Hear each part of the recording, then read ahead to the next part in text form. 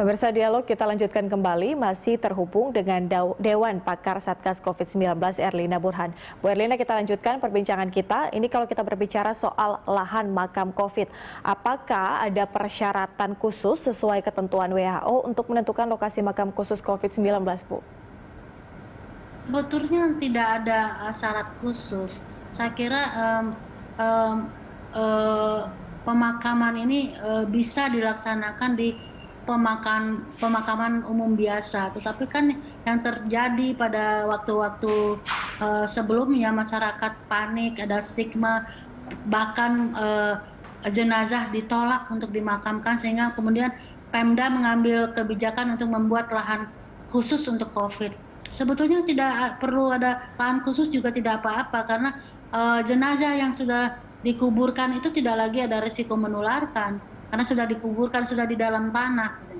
Yang risiko menularkan kan mungkin pada saat baru saja meninggal, yang mungkin dari cairan tubuh atau dari mana itu ada kandungan virusnya yang kita khawatirkan akan tertular bila di pemulasaran jenazah dilakukan oleh orang yang tidak berpengalaman atau tidak ada trainingnya. Itu lebih ke arah ekstra hati-hati, ke arah kehati-hatian yang untuk pencegahan. Tapi sebetulnya mayat atau jenazah pasien COVID ini bisa dimakamkan di pemakaman biasa.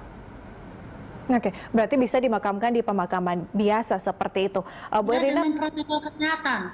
Jadi jangan orang beramai-ramai, dan juga jangan sampai ya kita tahu sendiri kadang-kadang saking sedihnya, histeris pada saat setelah kematian itu keluarga memeluk, menciumi jenazah, yang itu yang kita khawatirkan.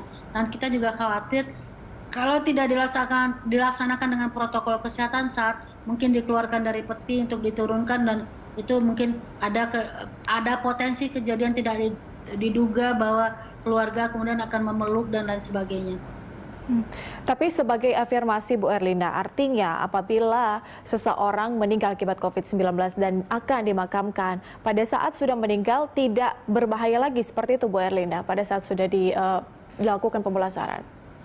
Ya, jadi begini ya, ini kan penyakit yang baru kita dan sangat dinamis, kita masih terus belajar tentang ini. Tapi memang harus ada prinsip kehati-hatian.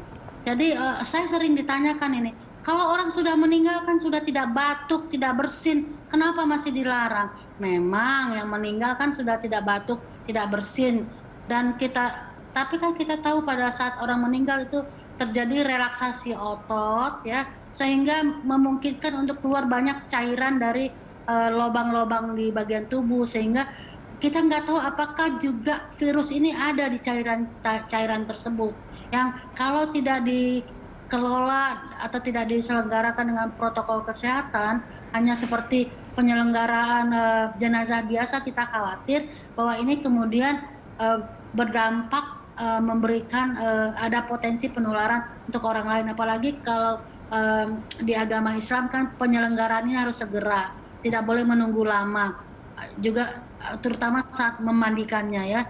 Jadi memang virusnya tidak dilontarkan lagi, tetapi keluar dari cairan, dan virus itu kan bisa bertahan beberapa jam di permukaan benda-benda mati. Jadi begitu. Ya, artinya prinsip kehati-hatian ini yang harus diutamakan.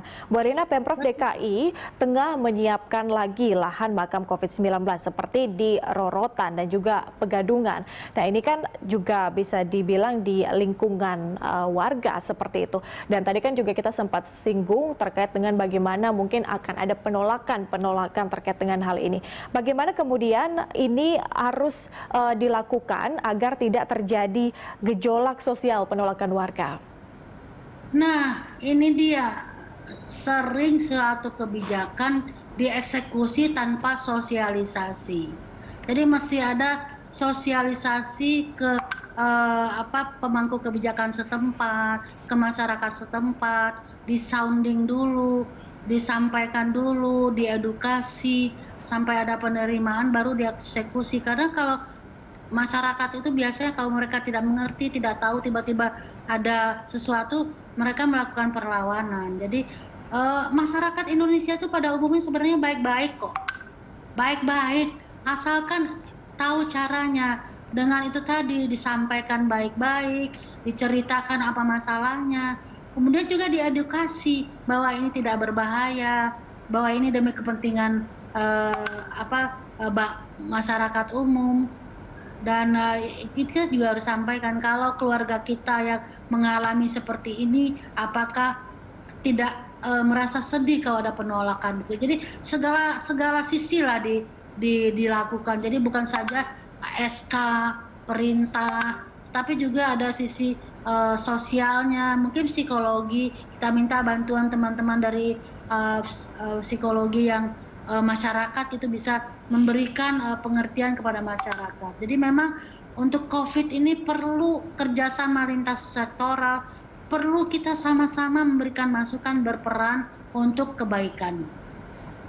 Iya, Bu Erlina, bagaimana kemudian atau mungkin hal-hal apa saja yang harus benar-benar diperhatikan oleh masyarakat apabila mungkin di daerahnya nanti akan dilakukan tempat pemakaman atau dijadikan lahan pemakaman COVID-19? Apa yang harus dilakukan? Apakah mungkin harus ada semacam jarak seperti itu dari lingkungan warga dan juga tempat pemakaman, atau ada hal-hal yang esensial lainnya?